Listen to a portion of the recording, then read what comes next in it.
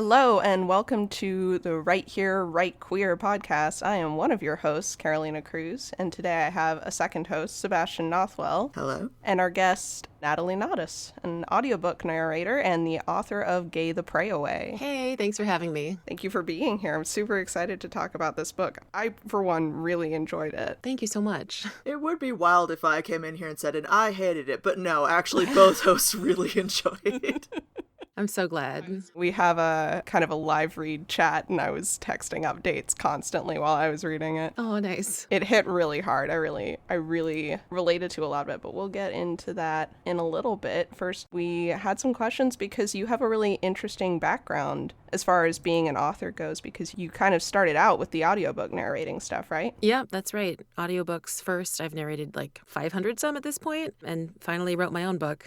That's super exciting. Are you narrating your own audiobook for this one? Yes. Yeah. It's kind of an interesting, circuitous route that this book took because I self-published it, but now it's getting traditionally republished. So the audiobook is out, and a lot of people have read the book already. But yes, I recorded my own audiobook, all that to say. That makes sense. Yeah, I remember a while ago, another author friend of mine who has a similar background to you and I in regards to what the book is about, which I should say what the book's about, or you should. Would you like to tell the audience what Gay the Pray Away is about? Yeah, it's basically about two girls growing up in a very conservative Christian homeschooling cult in the U.S., and Valerie's journey to realizing that she's queer. She finds a gay book at the library that kind of serves as a catalyst to getting more information than she's been provided. And she meets this really cute girl, and they fall in love. And it's like a big journey of discovery and questioning what she's been taught and what her life has been up to that point. Tough stuff, and also personally very relatable. I grew up in a very similar situation, and I'm very lucky that the family that I married into also has a similar background, but is also deconstructed.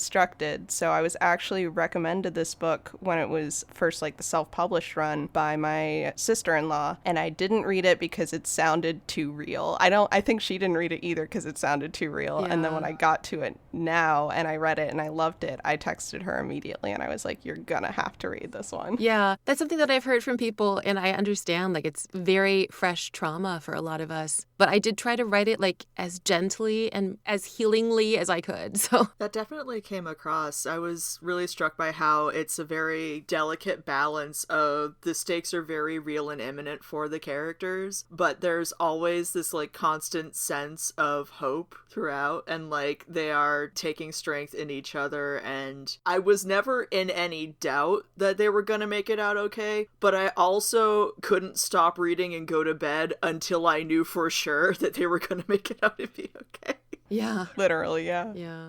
I did query traditionally before I self-published, and I got some feedback that TradPub didn't think that the stakes were high enough, and they, wanted to do rewrites and stuff. And so that's why I ended up self-publishing, because I feel like it's such a personal thing. None of this is for drama's sake, to heighten the plot. It's all just very real, and for anyone who went through this, it's so real. It doesn't need any embellishment. It just needs to be treated very gently. So I'm really glad that I got to publish it my own way. And then when Quirk Books picked it up, they said, hey, we're not going to change anything. We're just going to do it a copy edit. So I'm really glad that I was able to put it out the way that I wanted it to be without changing it to fit the market or whatever they wanted me to do. Yeah, because I think that something that maybe people who didn't grow up with that environment don't understand is that in the moment, it feels incredibly high stakes. It feels life or death when you're going through it. So obviously that plays a little bit into the kind of challenges of writing this and getting it published. But as far as the writing side of it goes, this is a very personal story, and it involves dredging up a lot of things, I'm sure. How did you balance your own personal experiences and needing it to be a satisfying narrative as a book and all of that? Yeah, I tried actually to write a memoir at first. But that was actually harder to write because there's so much baggage with everything, who do I want to call out? And maybe they had good intentions and maybe I'm misrepresenting them. So actually, when I decided to write fiction, it was much easier to write because anything that felt too personal or too aggressive or whatever, I could just change it or say, hey, it's fiction, so I'm not exactly calling anybody out. And that made it easier to tell the story. But it was still very emotional, and I took a lot of time with it. And and I cried a lot. I cried reading it. Yeah, same. I have gotten some messages, interesting messages from people who were in my church growing up who read it. And it's been pretty cool to reconnect with a few like childhood friends who grew up super cool and gay and were like, oh my God, it was like that. And like, is this me? And no, it's not specifically you, but it was just like the vibe, you know? Yeah, yeah. But yeah, I have been able to connect with some people who I grew up with, and that's been kind of wild. That's really cool. That's like probably the ideal outcome for something like this. Yeah. And lots of messages from people who just grew up in similar situations who felt really seen. It's just made publishing this super worth it to be able to connect with people and feel like we weren't alone in what seemed like a very isolating upbringing. Yeah, absolutely. Because it is like built to be isolating, which, you know, it's the cult thing. But like just knowing that so many people that I was like, even in the same circles as, and we were both silently going through the same things and didn't find out until we were adults that we could have been honest with each other, but we were afraid of each other. Like, I really enjoyed the relationship between Valerie and her brother in this. The moment where he catches the girls, I was like, this is like, you think you can trust certain people because you think you have similar experiences, but it's stressful. You can't really trust anyone when you're in those situations. And so we ended up feeling very isolated, I think. Yeah. I think a lot of this setup encourages siblings to compete and inform on each other, and I think it creates a really unhealthy dynamic between siblings, for sure. Absolutely. Which it sucks because, you know, that should be some of the people in your life that you can rely on the most, but it benefits the system to make sure that everyone keeps each other in line. But that was a really heart-wrenching way to portray that in the story. That's one of those things where it's like, what do you mean you need higher stakes? That's heartbreaking right there. Yeah, absolutely. Yeah. But that's where we get to the point where there are people you can trust, and it's always the people that inside the cult they tell you not to. I really enjoyed the older sister. Hannah's older sister, Mira, was one of my favorite characters because I don't know that I had anyone specific in my life who was like that. I wish that I had, and I hope to be that person. Did you have someone in your real life who served that like kind of role for you? I didn't, and I wished that I did too. I knew families who one of their kids would like leave home and stop going to their church. And they seemed like such rebels, but I didn't know any of them who like were queer and I didn't really talk to them. But I remembered the idea of people leaving and like being badass outcasts seemed interesting. I wanted Valerie to have someone like that, but who also was queer and could provide a little bit of outside-in viewpoint about what was going on. Absolutely. That's like the ultimate wish fulfillment, is having someone to help you work through things that you had to work through on your own. I really was happy for Valerie that she had that. It made it feel... I just spent several chapters like waiting for her to reach out. I'm like, please reach out to Mira. I need you to be okay. I was so glad that there was an out for her that I could like kind of think towards and know that she could reach to, though. Yeah. I feel like I wrote maybe like some like fan fiction from my own childhood or something, because I like gave her a queer role model and I gave her a queer book, which I never encountered in my childhood.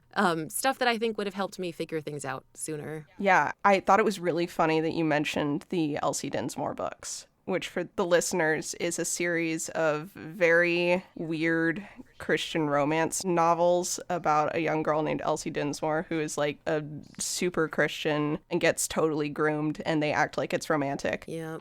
It was a rough series to read, but it was basically what I was given in replacement for the crazy liberal American Girls books. And I loved them at the time, but obviously as an adult, I've come to realize what the many issues are with that. Yep. So that was a mind blower. And then you also mentioned that series of historical books. By that one author. Oh, Henty. Was it Henty? Henty? Yeah, Okay. G.A. Henty. That's it. Uh-huh. Yeah. Oof. Yeah, no, those were deep cuts for me. I had totally thought that no one even knew what those were. So reading those words in a queer book was like, whoa, okay. It's so weird, and I've ranted a little bit in the book, but it's weird that these books are still published because they're horrible. But certain groups have like decided that this is what their kids are allowed to read, and I think that they alone keep them being reprinted. Absolutely. I don't even know how I figured out that I was bisexual. I don't know how that happened because I didn't have have the kind of book that, like this book specifically, because it is such a like personal experience but so relatable. I hope that, like, I know that if I had found this book, this would have been the one I was reading like under the covers and having a whole like revelatory experience about. Yeah, I hope so. That's the dream,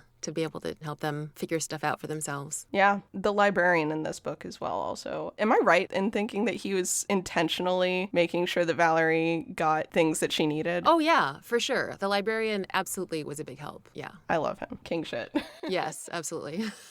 One thing that I'm very interested about, the homeschool community of like friends specifically, the way that those get-togethers and the courting and stuff went. The relationship between Valerie and Hannah's brother, all of that stuff was so on point again that I just kept thinking of people I knew in real life that would make writing a memoir specifically be more difficult, I imagine. Yeah, for sure. Sometimes people ask me, like, who is this person? And no one is one specific person. I just kind of distilled types and groups of people into these characters. So I wasn't calling out anyone specifically, but yes, very intimately familiar with the micro society of homeschool church groups. I actually had a guy ask to court me when I was, I think, 16 or 17, and I was like horrified. And that was kind of based on my experience about that. My parents did not force me to marry him. I said, hell no. And they were like, okay, fine.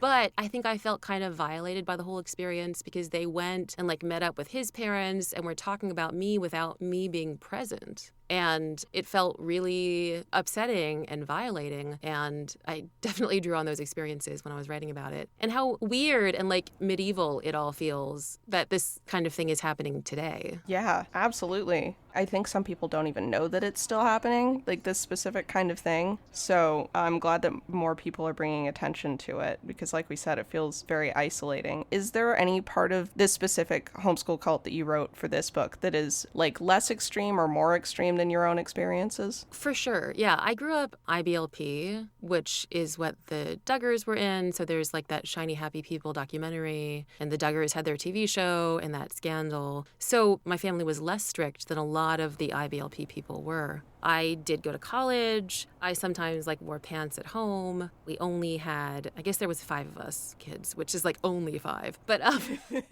we weren't as obsessed as some people were, but we were still around them a lot and we were still going to the conferences, and it was enough to do like serious mind fuckery. Oh yeah, more than enough. My group is more non-denominational, I guess, quote unquote Baptist, but nothing against pants or college, at least, though if you were going to a Christian college was preferred. Mm-hmm. So reading that, it's like, I think if I got messed up and I didn't even have to wear a skirt all the time, I think that that's more than enough, yeah. I mean, the IBLP like mission and stuff was closely intertwined with Baptist pastors and churches and politicians and stuff, so it's all pretty related. That makes sense, yeah. The conferences also, the specific cult leadery aspect of the conference is something that I'm not as familiar with. Having like a face to the organization was very disturbing to read, especially the bits about him kind of, I guess, fishing for women. Yeah, I actually, after I wrote this book, just recently, like last month, started watching the Shiny Happy People documentary because I was scared because it's so triggering. But it was, oh my God, seeing that guy and hearing his voice and hearing everybody talk about those conferences was quite the flashback. Yikes.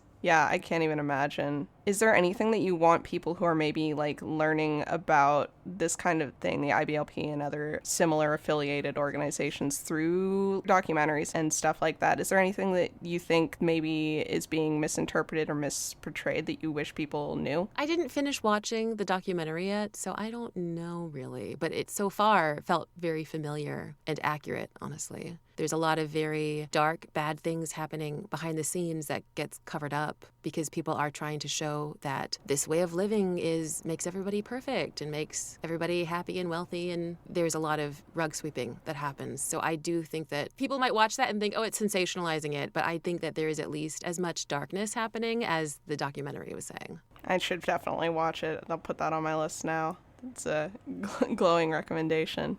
Let's talk about queer joy. Yeah, let's do that. This has been a lot of heavy. Let's talk about something that's like writing something like this and getting to hear all these experiences from different people. That must be pretty fantastic. Were there points like growing up or like after writing this where you were able to kind of, I guess in the moment of it all, like steal moments of like queer joy, especially as like deconstructing and stuff? How did that process go for you? It's funny to have a book called Gay the Pray Away because I still, as a bisexual woman who's married to a man, feel like I'm questioning my queerness all the time. I have a girlfriend now. I'm polyamorous, and my girlfriend and I have been together 2 years. And I still have moments where I'm like, oh, am I allowed to like be on a queer podcast or be on a queer book list? Like, there's still that question. But having written this and like my experiences and all like the self-doubt and mental struggle to coming out to myself with all of that religious background and hearing queer people say, hey, this felt so real to me, this echoed my experience, has been so validating because it's like, oh my God, I'm a real one.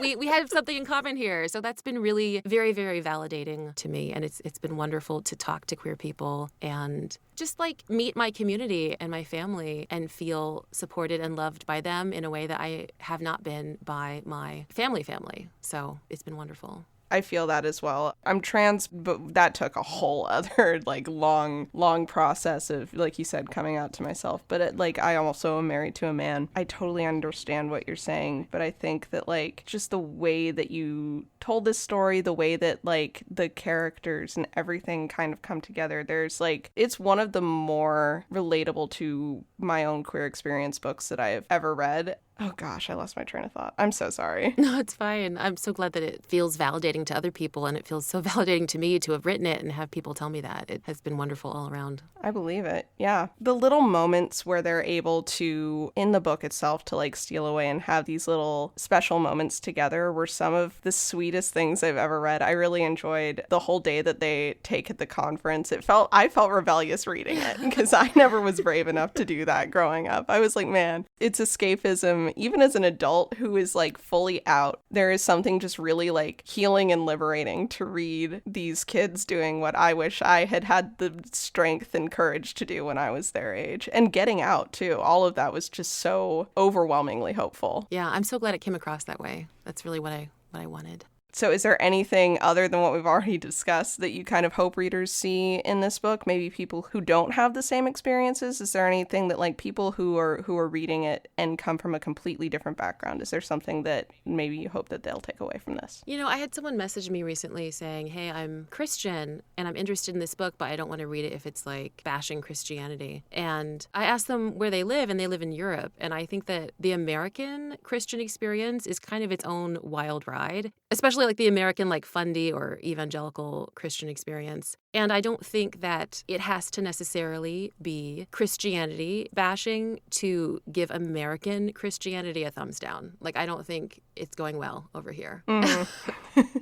And so for people who are scared to read it for that reason, I think that there's something just to be learned about some of the ways that Christian kids are being raised in the U.S. And then for people who are raised in it, who, like you, were afraid to read it because they were worried it would be too traumatizing, I hope that you all can like tell your friends, hey, it's actually really healing. You're going to be okay. Because I know it's heavy. Trust me, I'm all over that. Yeah, I've sent it to like 3 people.